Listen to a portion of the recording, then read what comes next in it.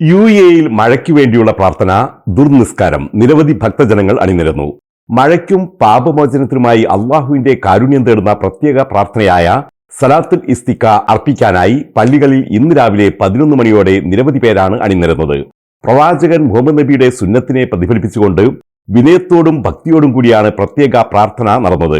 ഈദ് നമസ്കാരത്തിന് സമാനമായ 2 റക്അത്തുകളും തുടർന്ന് ഇമാമിന്റെ പ്രഭാഷണവും അടങ്ങിയതാണ് പ്രാർത്ഥന. ഫുജൈറയിൽ ബ്രൈഡ് തിമിംഗലത്തെ കണ്ടെത്തി ചലനങ്ങൾ നിരീക്ഷിക്കുന്നു. ഫുജൈറ തുറമുഖത്തിന് സമീപമാണ് തിമിംഗലത്തെ കണ്ടെത്തിയത്.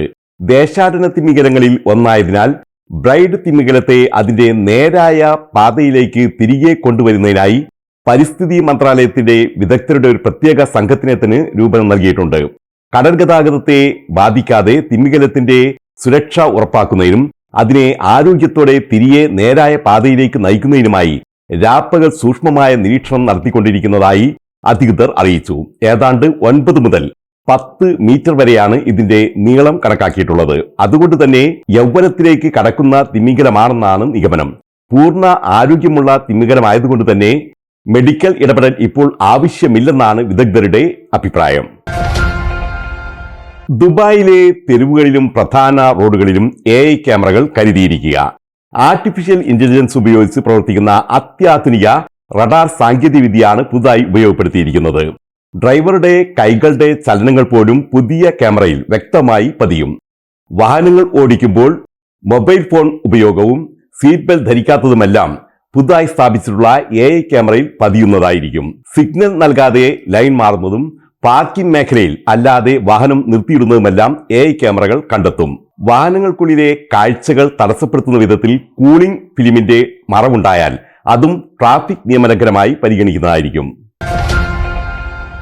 കള്ളപ്പണം വെളുപ്പിക്കൽ, നികുതി വെട്ടിപ്പ്, വ്യാജരേഖ ചമയ്ക്കൽ UAE-യിൽ 15 പേർ കസ്റ്റഡിയിൽ. വിവിധ അറബ് രാജ്യങ്ങളിൽ നിന്നുള്ളവരാണ് പ്രതികൾ. 12 കമ്പനികൾ ഉൾപ്പെട്ട അത്യാധുനിക ക്രിമിനൽ കുറ്റകൃത്യമാണ് നടന്നത്.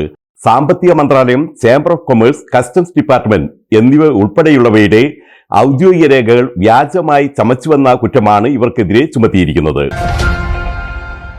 UAE-യിൽ സ്വകാര്യ സ്ഥാപനങ്ങളിൽ 1,40,000-ഓളം തൊഴിൽ നിയമ ലംഘനങ്ങൾ.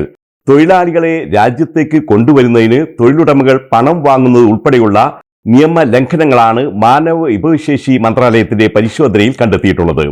സ്വകാര്യ മേഖലയിലെ സ്ഥാപനങ്ങളിൽ കഴിഞ്ഞ സെപ്റ്റംബർ വരെ നടത്തിയ 3 ലക്ഷം പരിശോധനകളിലാണ് ഇത്രയേറെ നിയമലംഘനങ്ങൾ കണ്ടെത്തിയിട്ടുള്ളത്. പരിശോധനകൾ തുടരുമെന്നും മന്ത്രാലയ വൃത്തങ്ങൾ അറിയിച്ചു. ദുബൈയിൽ കുടിയന്മാർക്ക് കഷ്ടകാലം, മദ്യത്തിന് വില കൂടും. ജനുവരി 1 മുതൽ മദ്യത്തിന് 30% നികുതി ഈടാക്കാനാണ് ദുബായ് മുനിസിപ്പാലിറ്റിയുടെ തീരുമാനം. ദുബൈയിൽ മദ്യത്തിന് നേരത്തെ ഏർപ്പെടുത്തിയിരുന്ന നികുതി കഴിഞ്ഞ വർഷം ജനുവരി മുതൽ ഒഴിവാക്കിയിരുന്നു. ഇതാണ് പുനഃസ്ഥാപിക്കുന്നത്. കുവൈത്തിൽ തിരുവനന്തപുരം സ്വദേശി മരിച്ചു. തിരുവനന്തപുരം ഇടവ തെരുവുമുക്ക് ചൂണ്ടിവിളാകത്ത് ഷമീം ആണ് മരിച്ചത്. 45 വയസ്സായിരുന്നു. മൃതദേഹം നിയമ നടപടികൾക്ക് ശേഷം നാട്ടിലേക്ക് കൊണ്ടുപോകും. പീസ് വാലിയുടെ സൗഹൃദ സംഗമം ദുബൈയിൽ ചെയർമാൻ PM അബൂബക്കറിന്റെ സന്ദർശനത്തോടനുബന്ധിച്ചാണ് എറണാകുളം ജില്ലയിലെ ജീവകാരുണ്യ സംഘടനയായ പീസ് വാലി സൗഹൃദ സംഗമം സംഘടിപ്പിച്ചത്. നിലവിൽ 650 ബെഡുകളുള്ള സ്ഥാപനം 1000 ആക്കാനുള്ള ശ്രമത്തിലാണ് തങ്ങളെന്ന് PM അബൂബക്കർ അറിയിച്ചു.